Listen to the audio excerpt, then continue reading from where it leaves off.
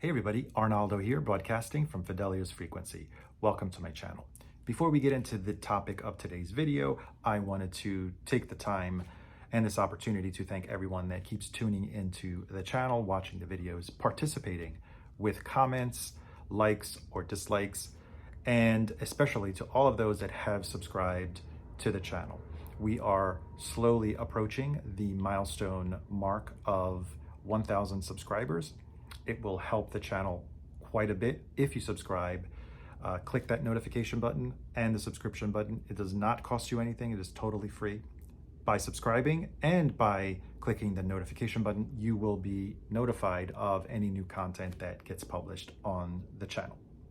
So today we will be talking about, if you haven't noticed already from the title of the video, we'll be talking about Bryan Ferry's Mamouna, recently reissued, as you see here with a different cover.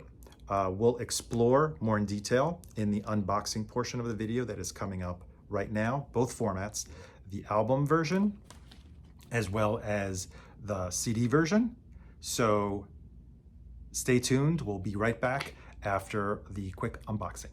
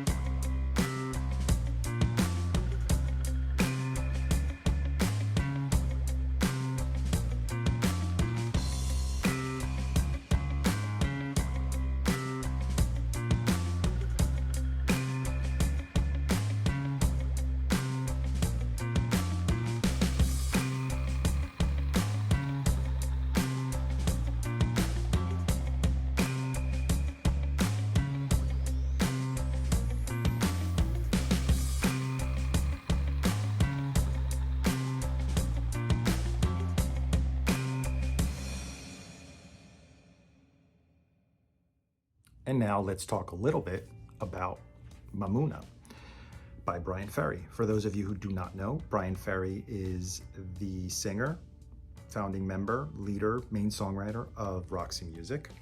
And Mamouna is his 9th solo album. Bryan Ferry already had a parallel solo career while he was in Roxy Music. I think it started around a few years after Roxy Music, like maybe around 75, 76, if I'm not mistaken, but primarily consisted of albums of cover versions of classics of other songs. And he's continued that theme of just interpreting other people's songs brilliantly throughout his entire solo career.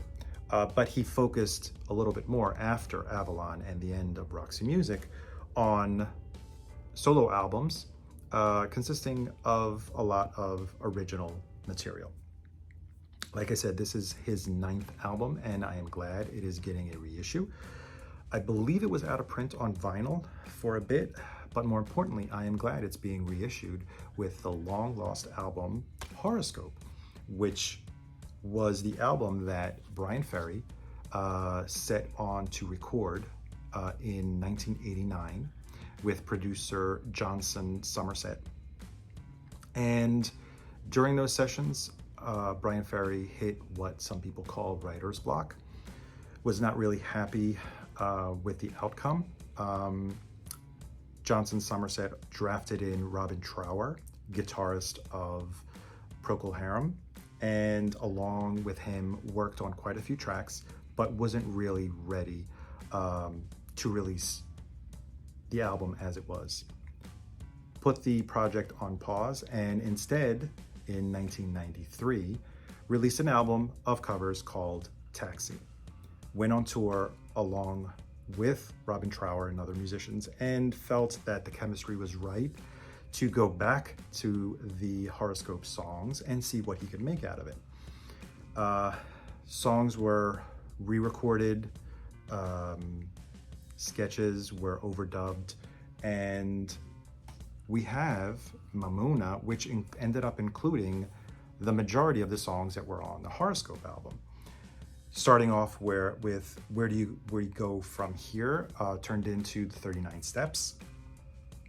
Then we have The Only Face, no change of title, reworked and featured on Mamouna. Then we have a song that had another change of title.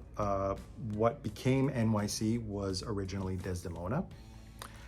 And then we have 2 other songs, one entitled S&M, parentheses, Midnight Train, and the other, Loop de Lie, which although were started in 1989, they did not see the light of day until 2014. That's 25 years later on the album Avamore, which to this day remains the last studio album of original material by Bryan Ferry, and this was released in 2014. So, to finish off the songs that are on Horoscope, Gemini Moon was featured then and reworked for Mamouna. And then you have 2 songs that hadn't been released. Raga, which I don't believe was featured on any other or reworked into any other Bryan Ferry album, and a reworking of Mother of Pearl, which is a Roxy Music classic, here featured in a 9-minute version. So what do I think? Horoscope is a fantastic album on its own. Not really sure why it didn't come out at the time. Mamouna includes some of those songs, adding quite a few more to complete a new album. Both are companion albums, I would have to say. They both have the same mood. For me, I call them late night music. It's very sophisticated rock, kind of a slick. If you remember Avalon, that is the type of atmosphere that you hear on Mamouna. Again, late night, very cinematic, I would have to say. Bryan Ferry's voice, still very captivating and beautiful, although nowadays he has reworked and retuned some of his vocal performances in a different way to adapt to his current voice. Here at the top of his game, obviously. And so that's for the vinyl version, which, as you see, has only 2 records, and as we saw in the unboxing. But I want to take the last few minutes to talk about, and it's a shame, they could have made that a 3-album set, about Sketches. Sketches is the 3rd CD that was added to the CD version, and I wasn't expecting much from Sketches. When I read the track listing, there are a lot of instrumentals. There are 2 piano and vocal versions, and yeah, that is basically, and a couple of songs are actually, there's Your Painted Smile, there's actually 3 different versions, and The Only Face. there are two versions of that. So I wasn't expecting much, because typically, sometimes, demos and work in progress versions are not always the best sounding ones. These actually sound very good. They almost sound not so much like backing tracks, like you would think, oh, it's the instrumental version without the vocal on it. They stand very well on their own. Actually, I was very pleasantly surprised. I could totally see myself listening to this album in just by itself. And it would be definitely an enjoyable listen if I do listen to it in the future again, when I listen to it in the future. Most importantly, one of my favorite songs on here was the piano and vocal. That's Bryan Ferry on piano, and a fully fledged lyric and vocal of The Only Face, which is a song that's featured on both Mamouna and on Horoscope. So if you're a fan of Bryan Ferry, I would say it's a tough choice if you don't have the vinyl and you listen to vinyl, but the CD version, which has everything and includes also the bonus disc, which is totally worth it, is maybe your best choice. But it's up to you. I am glad that is getting a reissue.